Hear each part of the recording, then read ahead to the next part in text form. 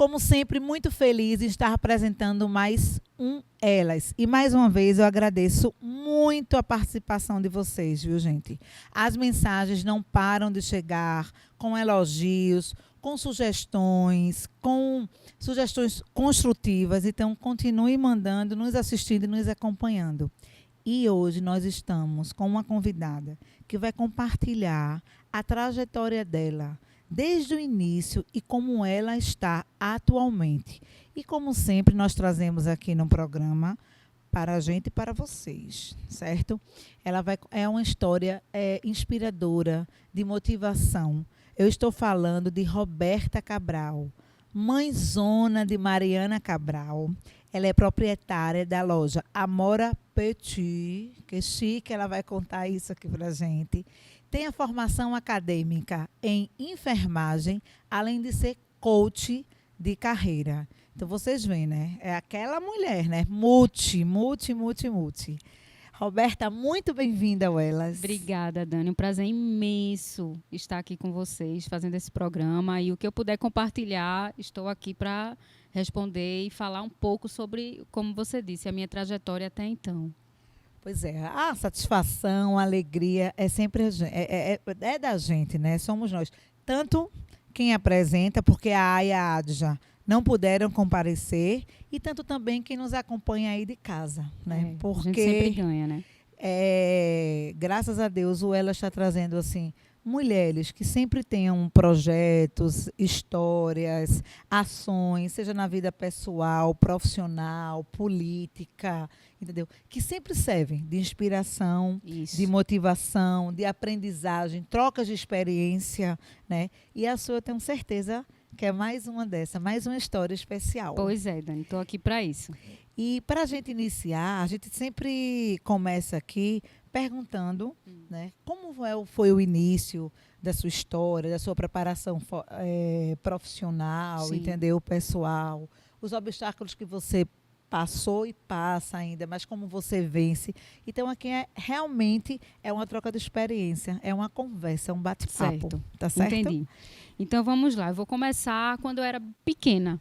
Pequena de verdade, 4 anos de idade. Eu comecei fazendo umas coisinhas de barro e que eu vendia no bar do meu pai.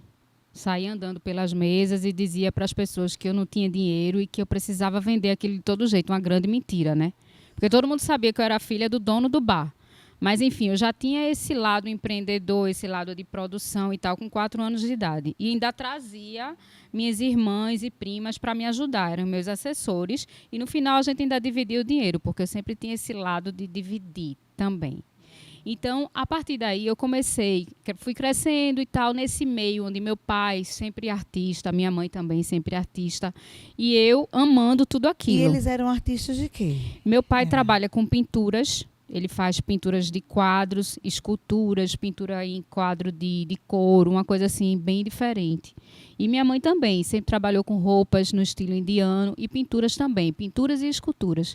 E eu cresci nesse meio. Renda principal assim de vocês? Sim, renda principal. Renda principal o bar dos dois. Tinha, mas o bar tinha Não, o bar foi uma coisa assim temporal. Eles passaram um tempo com esse bar, mas a parte de arte, ela permanecia independente de qualquer outra atividade que eles vinham fazendo. Sempre a arte estava no meio. E eu cresci nesse meio. E sempre tive aquela aptidão para fazer aquilo também. E sempre fui fazendo de um modo bem empírico. Não era nada que alguém me ensinava. Não, estava dentro de mim já. Eu fazia naturalmente. Certo? Você já tinha um talento, né? Sim, exatamente. Gente, além de empresária, coach, ela também é uma artista. Isso. Olha aí, descobrindo. Exatamente, esse lado aí sempre foi muito forte em mim. Só que a gente enxerga algumas coisas na infância que a gente olha assim, não, isso aí eu não quero para mim. Então, meus pais sempre tiveram uma instabilidade financeira muito grande. Então, o que é que eu pensava? Não, eu não quero isso para mim. Então, eu vou fazer uma atividade, vou fazer uma graduação em algo que me dê estabilidade. Então, naquela época, eu não tinha a cabeça que eu tenho hoje. Então, no 3º ano, eu fiz vestibular para enfermagem e passei na Federal. Teve incentivo familiar para isso? Zero, porque na minha família o incentivo era o trabalho. Então, meu pai incentivava a trabalhar, minha mãe incentivava a trabalhar. Tanto que, graças a Deus, o meu avô foi que pagou tudo isso. porque eles sempre colocavam, o meu avô colocava isso em primeiro lugar, mas os meus pais tinham um modo deles, que eles não têm culpa, mas cada um tem seu modo, né, de criar. E o meu modo, eu queria ser diferente, então eu queria ter uma graduação. Então foi quando eu entrei na faculdade para fazer enfermagem. Você queria aproveitar o talento deles, nessa riqueza assim, artística, Sim. mas tem uma coisa também mais materializada, né? Isso. Eu tinha um pouco de medo de ter uma Pelo vida equilíbrio instável. financeiro, né? Entendeu? Eu queria ter uma coisa mais certinha. Sempre fui uma pessoa muito regrada, muito Caxias e tal. Então, eu procurei ter uma forma de ter uma renda fixa. Foi aí que eu entrei na enfermagem. Cursei. Isso é uma coisa, você falando isso remete muito a muitos artistas. Porque a Muitos. nossa terra, né, é conhecida mundialmente, a nossa região, com essa cultura multi, né, que nós temos, né? Isso. E também vários segmentos artísticos. E como os artistas sofrem essa instabilidade, né? Demais. Veja, demais. era uma coisa informal que seu pai tinha, a sua visão já de tê-lo, né? Porque tem toda uma beleza, né? Tem toda uma admiração, Exato. né? Toda um chama, mas ao mesmo tempo em questão financeira, a instabilidade é muito grande. Essa instabilidade. Falta de incentivo, exatamente. né? Então, Isso. assim, o lado artístico é maravilhoso, mas a gente não pode ser 100% artista. Ok, paz e amor. Não funciona. Então, eu sabia desde o início que isso não ia funcionar para mim também. Então, eu precisava ter uma formação para que eu usasse o meu lado artístico da melhor maneira possível e não passasse por essa instabilidade. Lógico, qualquer um pode passar. Passei pela instabilidade. Mas hoje, o que eu alcancei é muito mais do que um trabalho fixo, como funcionária em algum local. Porque eu realmente cursei enfermagem, concluí, trabalhei durante 3 anos e meio como enfermeira-chefe de um bloco cirúrgico bem famoso aqui de Recife, e pedi para sair. Por quê? Porque assim que eu me formei, eu abri a loja. A única coisa que eu tinha, na época, quando eu me formei, quando eu entrei na faculdade, não foi quando eu me formei, não. Quando eu entrei na faculdade, com 17 anos, eu abri a loja. Por quê? Porque a federal é integral. Eu precisava ficar lá manhã e tarde. Então, para isso, eu tinha que arrumar alguém que vendesse minhas coisas. Automaticamente eu pensei, como é que eu vou continuar tendo uma rendazinha do que eu faço se eu vou passar o dia inteiro enfurnada numa faculdade? E quando você foi para a faculdade, eles não incentivaram, mas como foi essa notícia para eles? Como é que eles receberam? Nem os Receberam parabéns, bem? nem os parabéns. Foi como se eu tivesse aberto uma porta, entrado e saído. Normal. Gente. Normal. Isso para mim era uma coisa que, ok, passou.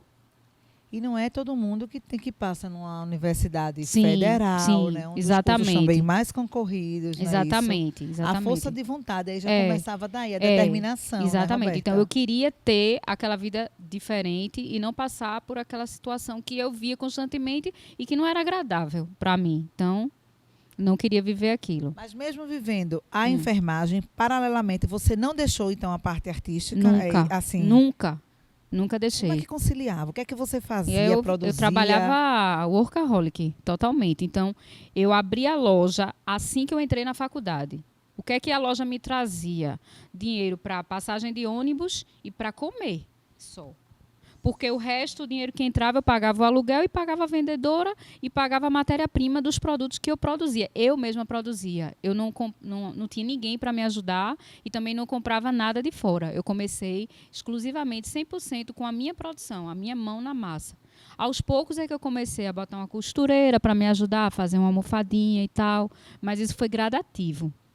Aí, quando eu me formei, que eu comecei realmente a trabalhar como enfermeira profissional, eu instrumentava cirurgia também. Então, a coisa ficou muito pesada. E uma coisa que eu sempre digo, negócio na mão dos outros não adianta. Ou você está de dentro e você realmente está ali com a mão na massa para trabalhar, para meter a cara, ou não adianta ter. Quando chega alguém para mim e faz, Roberto, eu quero colocar um negócio, vou colocar a fulaninha de frente. Eu digo, nem abra. Nem abra, porque não adianta, porque todo o tempo que eu tive a loja e trabalhava como enfermeira, a minha loja era uma loja estagnada e que só me dava aquele... Eu digo, inclusive, que teve época que eu não ganhava nada. Absolutamente nada, porque o pouco de extra que tinha era desviado. Porque até isso, quando você não está de dentro, a margem para desvio é muito maior. É verdade. Você tem sempre que ficar atenta, né? Demais, Vigilante, demais. Né? Isso é uma Aí foi coisa. quando minha filha nasceu. E quando a minha filha nasceu, a minha cabeça fez o quê? Deu aquela mudança total. Eu disse, não, eu não quero mais isso para mim. Porque geralmente, assim, todo mundo pergunta. E quando vem aqui, quando a gente vai escutando as histórias, Sim. meu Deus, é mulher que consegue fazer isso ao mesmo tempo. Como é que consegue? Como é que você consegue ser profissional? Como é que você consegue ser do lar? Como é que você consegue ser mãe? E é um obstáculo diário nosso, né? Um desafio diário. Mas aí, voltando assim um pouco, essa determinação mesmo, essa visão, né, já de empreendedora, né? Essa visão que eu digo assim, ter uma visão, ser uma visionária, não é isso? Porque isso Sim. já começa a ter uma característica de liderança, de um tipo de liderança, entendeu? Nem que seja liderar a sua própria vida, liderar a sua condição que você quer, não é se comunicar bem e você já ter determinado, eu não quero isso, eu quero isso, mesmo que o seu querer, quando você vai trabalhando, às vezes mude, mas você estava lutando, você estava num caminho da produtividade, Sim. do trabalho. Mas o que é que te motivou, assim, ou quais os motivos, assim, que te motivaram a ter esse olhar, esse visionário, a ter essa determinação? Quando eu penso que uma formação de saúde já toma muito tempo. Muito tempo, era Não é integral. verdade? E plantão noturno, tudo. Ter a loja, como era essa mistura? Não, era uma vida totalmente louca. E como eu falei, enquanto eu conciliava as duas coisas, a profissão de enfermeira e a loja não dava nada. E o pouco que dava era desviado. Então chegou um momento da minha vida, quando a minha filha nasceu, que eu disse, peraí, ou eu cuido da minha filha, ou eu sou enfermeira, ou eu sou empresária. Eu tenho que eliminar uma das três coisas. Minha filha é o primeiro lugar.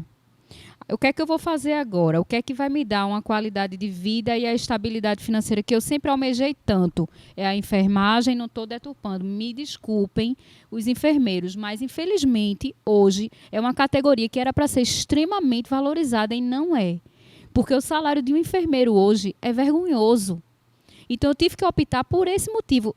Sempre amei, eu amava. Eu era enfermeira de bloco cirúrgico, que, meu Deus do céu, eu entrava no bloco cirúrgico, eu saía de lá, eu não sabia que se era dia, se era noite. Eu amava. Mas eu tive que optar por qualidade de vida e por estabilidade financeira, porque a enfermagem não dá, de modo algum. Então, eu precisava o quê? Investir no meu negócio e cuidar da minha filha. Foi aí quando eu eliminei a enfermagem totalmente da minha vida.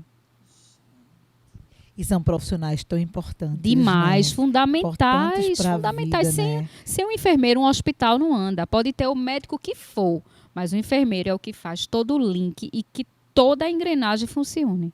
E que está sempre próximo ao paciente. Total. Não é isso? Total. Todo horário, qualquer acontecimento com o paciente, né? Qualquer coisa. Isso. Tudo é uma enfermagem. Exatamente. Né? Exatamente. Mas aí você estava contando que fez essa opção. Sim.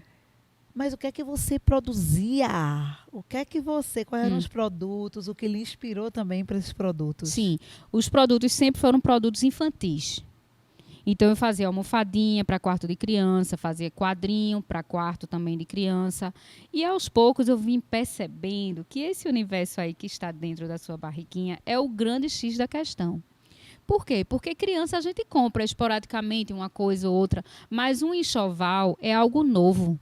É algo que a mãe não tem absolutamente nada. De repente, chega um bebê na sua casa, e aí?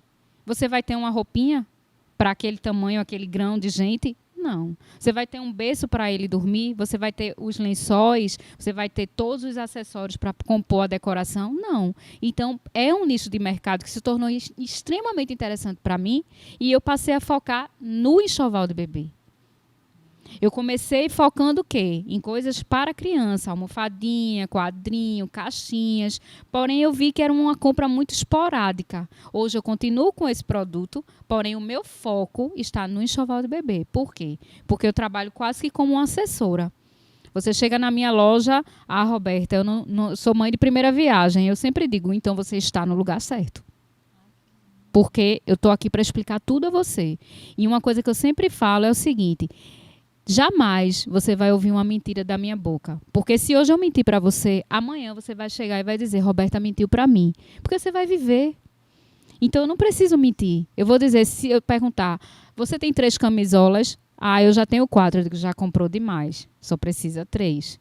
Então, eu faço uma assessoria explicando o que é que ela precisa comprar e aquela questão que a gente comentou anteriormente, que para mim é fundamental, que é a harmonia do ambiente. É exatamente, a harmonização, não só é a Isso. venda, né? Não. É a harmonização. Eu não vendo qualquer coisa. Se um cliente chegar para mim e disser, Roberto, eu quero esse kit de berço com essas cores aqui. Aí ele vai numa prateleira, eu gostei dessa peça. Eu digo, não, essa peça você não vai levar. A não ser que realmente você amou, gamou, insista, ok, não vou lhe impedir. Mas ela não condiz com o nosso projeto. Então, eu dou sempre a minha opinião, não vou impedir, mas eu estou sempre com a preocupação no contexto, que aquilo ali tenha uma ligação com aquilo que a gente está planejando para que o ambiente seja harmonioso. O resultado final seja um ambiente que você chegue lá e você se sinta em paz. Tem coisa melhor do que você não se tem sentir em paz? Não tem. Que merece. Olha, não tem nada não. Que consiga. Assim, eu até confundi de paz. Não precisa. Olha, não há dinheiro no mundo que compre paz. Não tem dinheiro nem que pague isso. Tire. Exatamente. Não tem. Exatamente. Não tem. Então, esse ambiente tem que ser daquele de você entrar e dizer, meu Deus, é aqui. Aqui é o meu lugar. E é aqui que eu me encontro para dar o meu melhor. Então, o ambiente é tudo, minha gente. Tudo, Ai, tudo. Que maravilha. Palavra-chave, harmonização. Harmonização. Mas nós vamos continuar a falar ainda sobre esse serviço diferenciado da Roberta, a harmonização justamente dessa parte de enxoval, desse momento tão precioso, tão importante, tão especial, né, que é a vida de uma mãe, seja ela tendo bebê, seja ela adotando, né? Em qualquer circunstância. Exatamente. Então, no próximo bloco, vamos conversar e ainda mais sobre essas mudanças que a Roberta escolheu. Como ela passou esse processo, se foi fácil, se foi difícil, qual é a dica que ela dá. Esperem aí elas no próximo bloco.